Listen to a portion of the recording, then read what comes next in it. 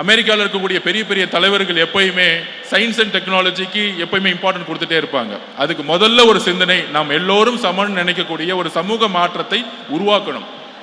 சாதி இல்லாத, மதம் இல்லாத, ஆண் பெண்ணை சமமாக நடத்தக்கூடிய ஒரு சமூகத்தை ப்ரொஃபஷனல் எஜுகேஷன் மூலம் உருவாக்க முடியும்.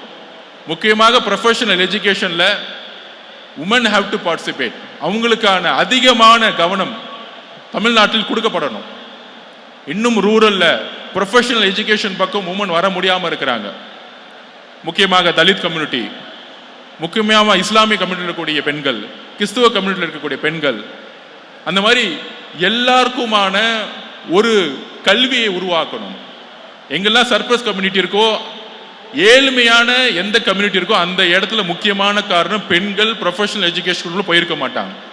எங்க ஏழ்மை அதிகமாக இருக்கும் பார்த்தீங்கன்னா, எந்த சமூகம், எந்த நாடு பெண்களுக்கான கல்வியை கொடுக்காம இருக்கு, எந்த சமூகம் பெண்களுக்கான ஈக்குவல் ஜாப் ஆப்பர்ச்சுனிட்டியை உருவாக்காம இருக்கு.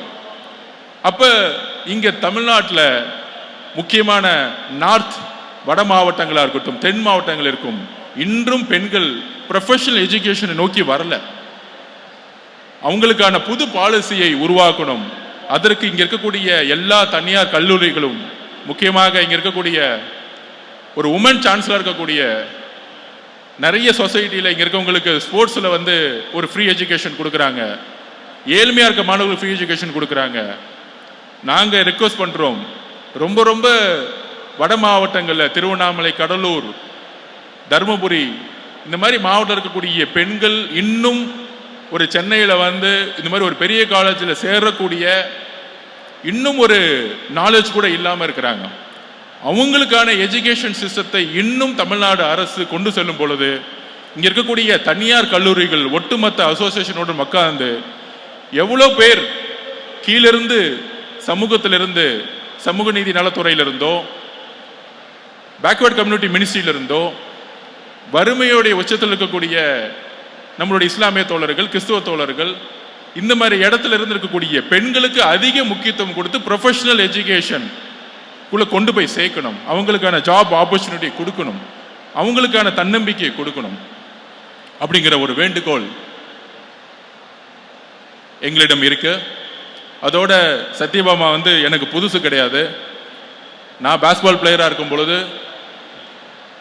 முன்னாடிலாம் Madras Christian college, Laila college, அதுக்கப்புறம் பார்த்தீங்கன்னா அப்படி 14-15 வயசுல பொலிட்டிக்கல் சயின்ஸ் படிக்க ஆரம்பிச்சு இன்னைக்கு உங்க முன்னாடி மாண்புமிகு முதலமைச்சருடைய தலைமையில் ஒரு ஸ்போர்ட்ஸ் மினிஸ்டராகவும், எங்கிருந்து ஸ்போர்ட்ஸ் ஆரம்பிச்சோம் ஸ்போர்ட்ஸ் மினிஸ்டராகவும், பிடபிள்யூ மினிஸ்டராகவும் ஒரு 30 வருஷ பயணம் பொலிட்டிக்கல்ல அப்படின்னு சொல்லலாம். 14 வயசுல உருவாக்கிய சிந்தனை இன்னைக்கு உங்களால, இளைஞர்களால, அதுவும் கல்லூரியில் இருக்கக்கூடிய இங்க இருக்கக்கூடிய ஸ்டூடெண்ட்ஸால, பெண்களால உருவாக்கிய புரட்சி ரெவல்யூஷன் சொல்லலாம். நாங்களாம் இங்க அமைச்சர்களா நிற்கிறோம். ஒரே ஒரு உறுதியை கொடுக்கிறோம், எப்பொழுதும் எங்கள் தலைவரும் சரி, நாங்களும் சரி, பெண்களுக்காகவும் இளைஞர்களுக்காகவும் தமிழ்நாட்டுடைய எங்களுடைய உறவுகள், அம்மா, தங்கை, அக்கா, தம்பி, அண்ணன் எல்லோருக்காகவும் எங்களுடைய அமைச்சரவை எப்பொழுதும் இருக்கும். எப்பொழுதும் உண்மையா இருப்போம், உண்மையாகவும் நேர்மையாகவும் உறுதியாகவும் இருப்போம். எங்களுடைய வேலை, எங்களுடைய தலைவர், எங்களுடைய சிஎம் எப்பயுமே சொல்லுவார், நம்மளுடைய வாழ்க்கை எப்பொழுதும் மக்களுக்காக இருக்கணும், அதுல உண்மையா இருக்கணும். எங்களுடைய அரசியல் உணர்ச்சிகளால் வந்தது. உணர்ச்சி பூர்வமா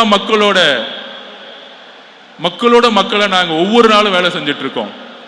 அதிகாரம் வந்தோன்னு அமைச்சரானோம் மாறிடுவோம், இல்ல பணத்தை நோக்கி போவோம், இல்ல நிறைய சம்பாதிப்போம், கிடையவே கிடையாது.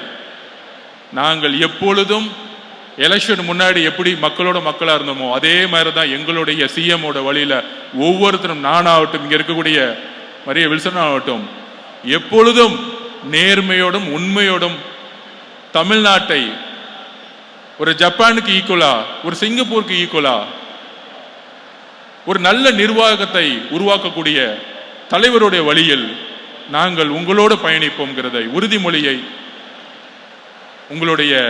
உங்களுள்ள ஒருவாளா நான் சொல்றேன்.